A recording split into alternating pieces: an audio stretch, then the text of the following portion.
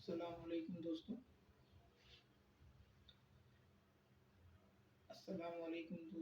آج جس بات کا میں آپ کو بتانے جا رہا ہوں وہ بڑے مزے کی بات یہ ہے کہ اکثر و بیشتر ہم الفاظ کی جنگ میں الجھ جاتے ہیں اور مد مقابل کو نیچا دکھانے کی حد الوسیع کوشش کر رہے ہوتے ہیں،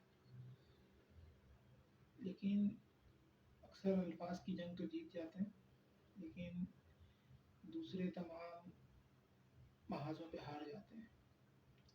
اس لیے کوشش کرنی چاہیے کہ الفاظ کی جنگ اول تو شروع ہی نہ ہو.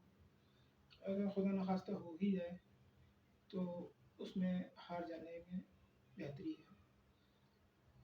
جب ایک دفعہ آپ الفاظ کی جنگ میں ہاریں گے آپ بہت سکون محسوس کریں گے. اس چیز کو کبھی آزما کے دیکھیے گا اور جو بھی آپ کی رائے ہو کمنٹس میں ضرور آگاہ کیجیے گا. آپ کی رائے کے منتظر رہیں گے. اگلی ویڈیو تک خدا حافظ. السلام علیکم.